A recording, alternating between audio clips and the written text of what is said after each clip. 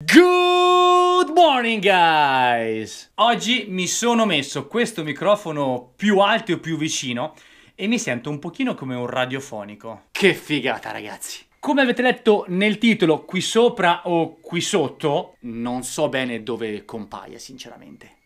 Oggi parliamo dei comandi avanzati o di quelli centrali. Appena presa Noise avevo i comandi centrali e poi dopo pochi mesi li ho cambiati a favore di quelli avanzati. Dopodiché non sono più tornato indietro, sono rimasto con quelli avanzati.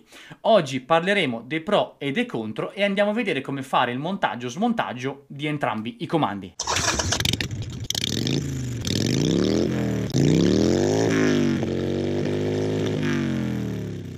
Spero che l'audio ragazzi si senta bene dopo questi lavori che ho fatto al garage. Vi dico comunque che ho altri pannelli fonoassorbenti qui e qui dietro da andare a montare. Ok, iniziamo a ragionare e faccio una premessa ragazzi. Tutti i ragionamenti sono fatti sulla base della mia moto che è una 883 Iron, come ben sapete. La prima cosa da fare è rispondere a una domanda importantissima. Tu lo consiglieresti un comando avanzato? E i pro e i contro quali sono? Rispondere a questa domanda non è facile ragazzi, perché tutto quanto, come ben sapete, è soggettivo. Vi voglio dare i miei pro e i miei contro. Primo punto a favore dei comandi centrali: costo zero. Escono di fabbrica con la moto, quindi non c'è da fare nessuna modifica. Secondo punto a favore: agilità della moto. Voi sapete molto bene che la moto non si guida con il bacino, ovvero questo movimento per curvare, ma i punti di forza sono i palmi delle mani che vanno a premere sulle manopole e queste cose qua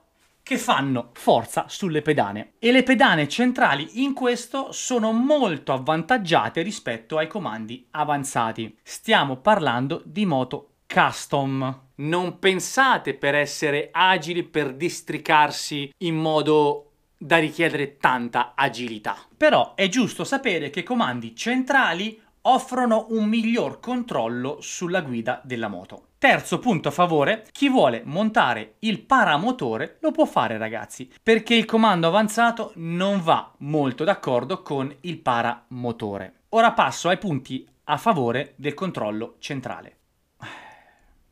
Punto 1. Sono fighi. Punto 2. Sono fighi. Punto 3. Sono fighi. Punto 4. Sono fighi. Punto 5. Vanno comprati.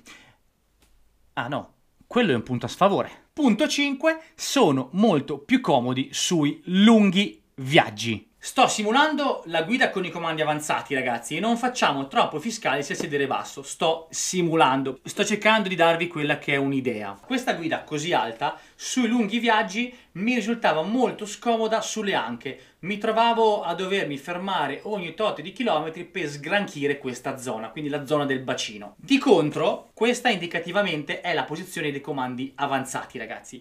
Mi risulta essere molto meno stancante per quanto riguarda i lunghi viaggi. Per quanto riguarda il controllo di guida, sì, ho notato una leggera differenza, che è quello che io ritengo essere il periodo di assestamento con la guida nuova. Dopodiché sono tornato a guidare come prima. Una cosa che non vi ho detto è un punto a sfavore dei comandi avanzati. Il punto luce si va a ridurre, ovvero lo spazio dalla pedalina all'asfalto diventa più corto. Quindi questo cosa vuol dire? Che le pieghe si riduce e quindi l'angolo di curva si deve per forza allargare perché voi piegate di meno. Parliamo sempre di inezie ragazzi, Sta di fatto ragazzi che io non tornerò mai più indietro rispetto ai comandi avanzati. Prima di iniziare a fare il montaggio o smontaggio vorrei rispondere a una domanda che leggo sempre più spesso sui vari social. Ma i comandi avanzati aftermarket da 150, 160, 180 euro nuovi che qualità hanno?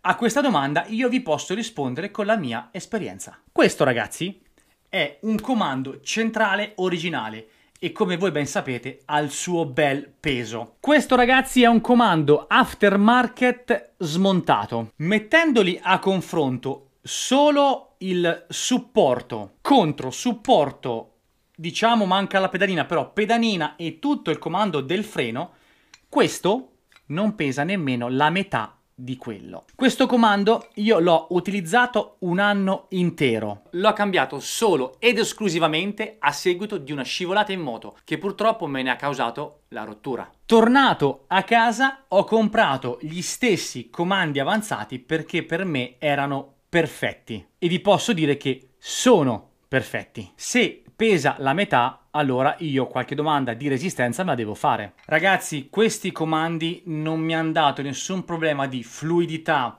non flettevano nelle frenate più importanti, mi ci alzavo in piedi sulle buche più grosse e non hanno mai dato nessun problema. Ecco perché io le ho ricomprate e loro le ho pagate 180 euro, tutto quanto il kit. Secondo quella che è la mia esperienza, io vi dico compratele senza nessun problema, perché al prezzo di 180-160 euro avete un prodotto quasi performante come uno originale da quasi 400 euro, se non di più. È ferro bello pieno. Se vedete magari comandi avanzati su Amazon, siti tipo AliExpress, si trovano comandi avanzati venduti sui 120 euro. Ecco, magari lì una domandina in più me l'andrei a fare. Con la mia spesa di 180 euro io sono stato super tranquillo e sereno. Quando le comprai avevo qualche perplessità sull'utilizzo e sulla